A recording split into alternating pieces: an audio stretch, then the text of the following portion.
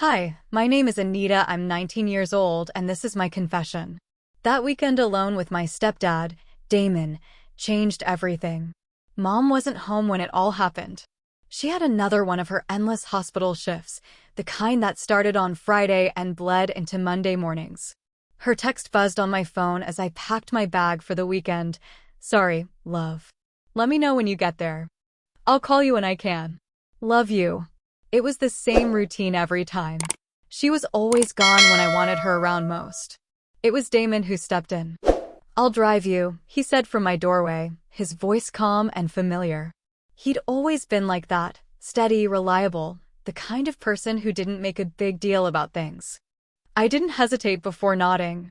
Damon had been a constant in our lives since I was 11, more present than Mom most days. The ride started like any other. He teased me about how much I'd packed, joked about how I'd probably stuffed my entire closet into the duffel. I rolled my eyes but smiled anyway. Better safe than sorry, I shot back. You're starting to sound like your mom, he said, chuckling, his hands loose on the steering wheel. Please, I replied with a laugh. You're more dependable than Mom these days. His expression shifted slightly, his eyes fixed on the road ahead. Someone has to be, he said, his tone quieter than before. At the time, I thought nothing of it. It was just Damon being Damon, steady, dependable, the glue that held everything together. But now, looking back, I can see all the signs I missed. The moments that should have made me pause. The things I dismissed as nothing. That weekend, nothing stayed the same. The house was quiet, almost unnervingly so. The kind of quiet that felt heavier without Mom around, her presence always filling the space, even when she wasn't speaking. Damon was still on the couch, his gaze distant as I stood and mumbled something about heading to my room. But as I turned toward the hallway, I felt his hand close gently around my wrist. The movement stopped me in my tracks, not forceful, but enough to make me pause and glance back at him. His expression had shifted. The usual lightness was gone, replaced by something I couldn't quite read. You okay? I asked, unsure of what to make of the moment. Instead of answering right away, he pulled me closer, not harshly, just enough that I ended up standing right in front of him. His arms came around me in an embrace that felt both unexpected and oddly intentional. I froze, unsure of how to react, my heart thudding in my chest. You've grown so much, he said quietly, his voice carrying that same reflective tone he'd had earlier. It's hard to believe you're already 19. I didn't know what to say. The room felt smaller, the silence between us more noticeable. My mind raced as I searched for a response, but all I could manage was an awkward laugh. Well, time flies, right? I said, my voice shaky. It was at this time he wrapped me in an even warmer embrace and kissed me. I was shocked to my bone marrow. It was just too sudden. I didn't stop him. I was rather enjoying every bit of it. We both sat on the floor of the living room kissing when he brought it out. Yes, we did it at this point. We had our share of passion twice that night. He let go after a moment, stepping back and rubbing the back of his neck. Sorry, he said, his tone lighter now, as if trying to dismiss whatever just happened. I didn't mean to make things weird. I'm just proud of the person you're becoming. I nodded, forcing a smile, but the uneasiness lingered long after I left the room. As I closed the door to my bedroom, I leaned against it, trying to shake the strange tension I couldn't quite understand. The night was still young when we had the power outage. One moment the house was filled with the soft hum of electricity, the next it was silent, the kind of silence that felt too heavy for such an early evening. The sudden darkness made me freeze, my mind instinctively searching for something to ground me. Hang tight, Damon said, his voice steady in the stillness. I heard him moving toward the kitchen, the faint beam of a flashlight cutting through the shadows. Moments later, he returned with candles, their flickering flames casting an uneven glow over the room. He set one on the coffee table between us and handed me another glass of wine. There, he said with a small smile, settling back onto the couch. Now we won't trip over anything. The light made the room feel smaller, warmer, but also more intimate in a way I couldn't quite explain. Damon was closer than before, his presence steady as we sipped our wine. We sat in silence for a while, the soft crackle of the candle the only sound. I wasn't sure what made me speak, but the words came before I could stop them. Do you ever feel like none of this really matters? He turned to me, his brow furrowing slightly. What do you mean? I hesitated, staring into my glass. Mom's always working, always busy. I know she's doing important things, but it feels like I come second. Like I'm just here, waiting for her to notice me. Damon exhaled, leaning back. I know what you mean, he said quietly. Your mom's work is everything to her, and I support that. But sometimes it feels like I'm just here to fill the gaps. Like no one sees me. His words struck something in me. I looked at him, surprised by his honesty. I feel like that all the time, I said, my voice barely audible. Our hands touched as I set my glass down, and this time, neither of us moved away. Slowly, his fingers intertwined with mine, and I felt my heart pounding, the rhythm loud in my ears. It wasn't fear, but something unfamiliar and unsettling. We kissed at point. This was wrong, but it felt normal. The room grew quieter, the candlelight casting shadows that seemed to blur the lines between what was real and what was unspoken. Damon glanced toward the corner of the room, his eyes landing on the old record player that had been collecting dust for years. He stood, walking over to it with a curious look, running his fingers across the worn wooden edges. I didn't know this still worked, he said, almost to himself. He fiddled with the knobs for a moment before placing a record on the turntable. After a few static-filled seconds, soft jazz began to spill from the speakers, the warm tones blending with the flickering candlelight. The room suddenly felt alive, the music filling the heavy silence that had hung between us moments ago. I smiled, trying to shake off the tension that lingered. Jazz, huh? Didn't peg you for the type, I teased, swirling the last bit of wine in my glass. He chuckled, leaning against the edge of the couch. I've got layers, Anita. You'd be surprised. Layers, sure, I shot back with a grin. But rhythm? That's a different story. He raised an eyebrow, feigning offense. Oh, is that so? It is. I stood and held out a hand, my grin widening. Come on, prove me wrong. Damon hesitated for a moment, but then he took my hand, his palm warm against mine. I pulled him into the middle of the room, the candlelight casting long shadows around us. At first, our movements were stiff, awkward. I stepped on his foot twice, and he muttered something about me being worse than him.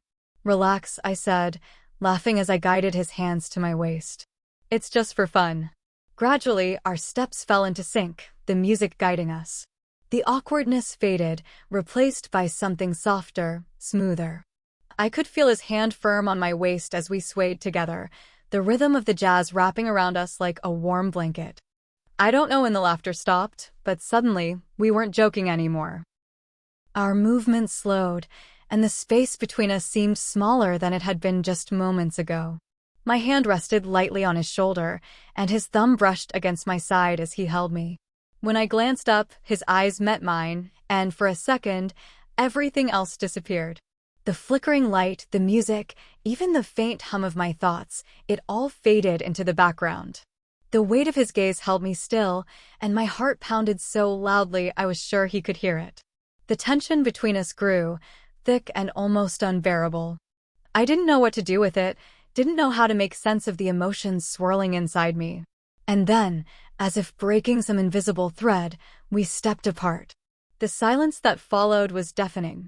Damon cleared his throat, looking away as he ran a hand through his hair. Well, he said after a moment, his voice tight. That was unexpected.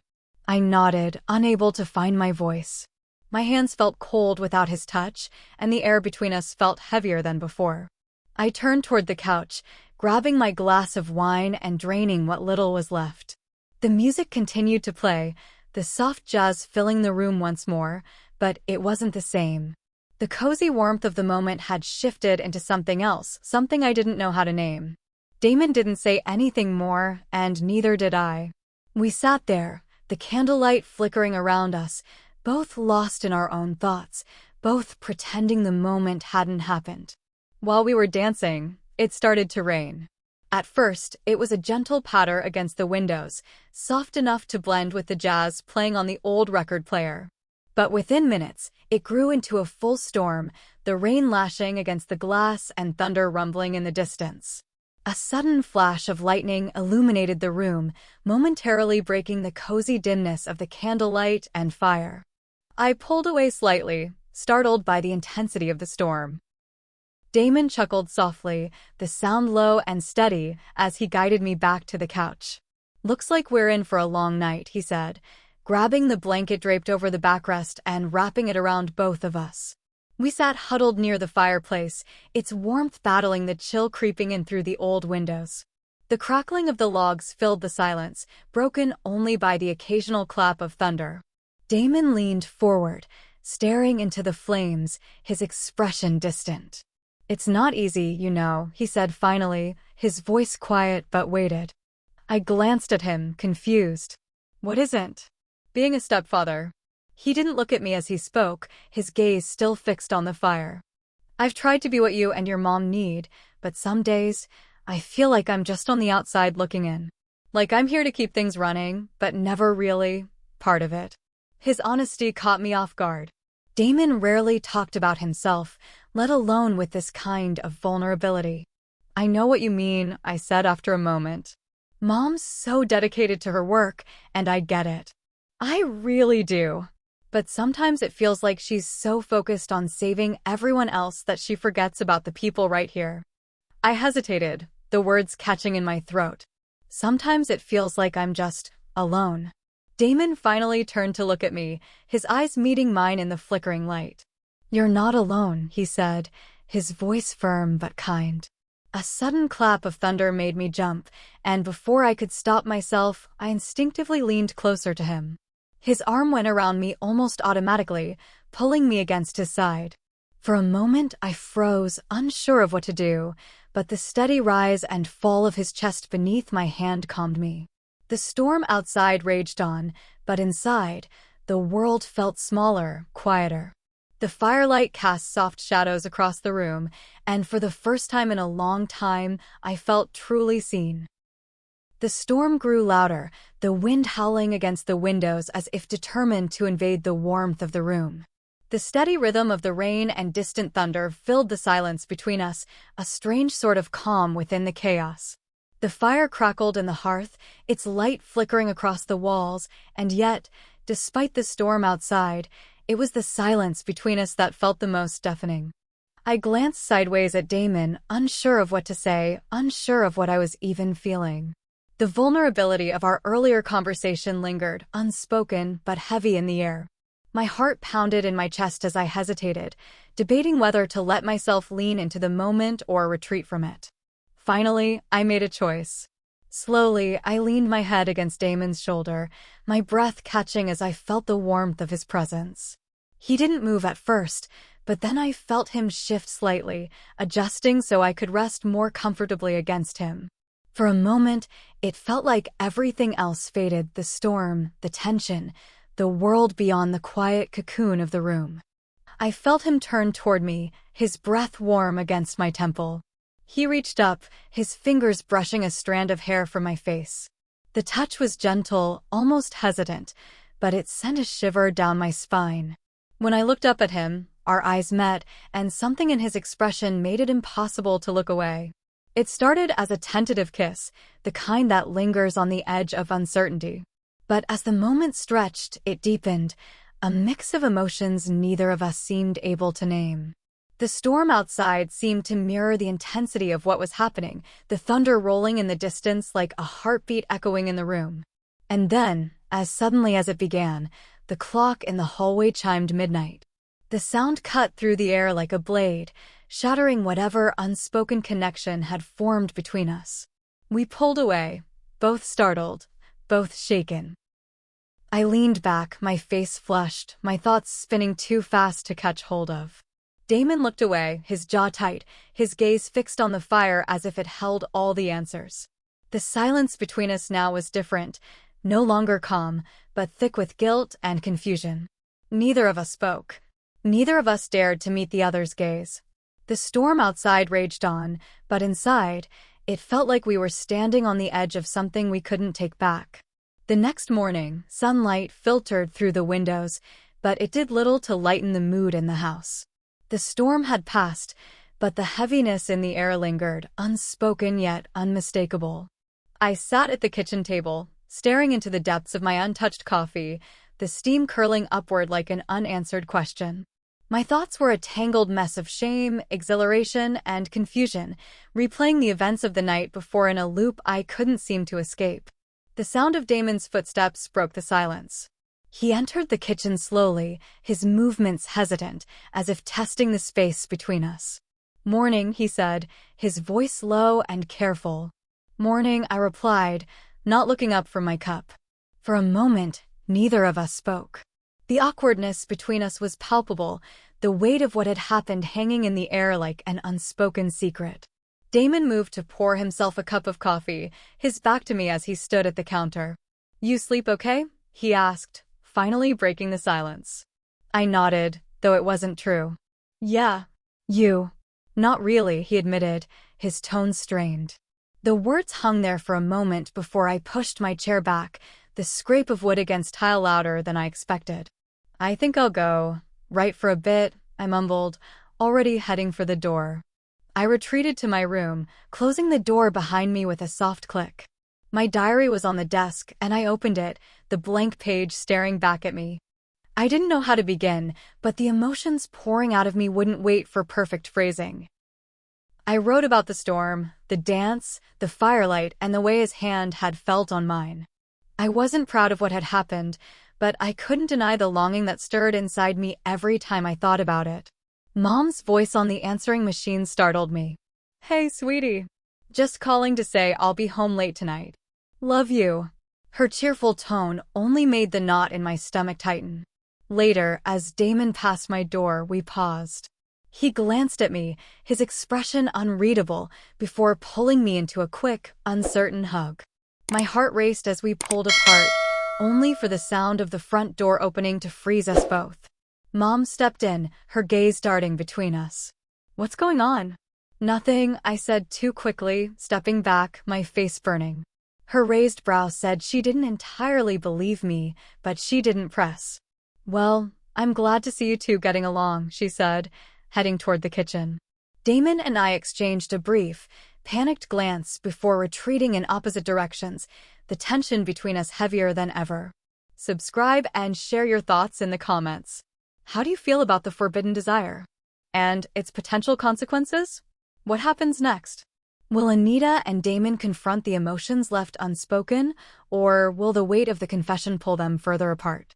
How will Mom's presence shift the fragile balance in their lives?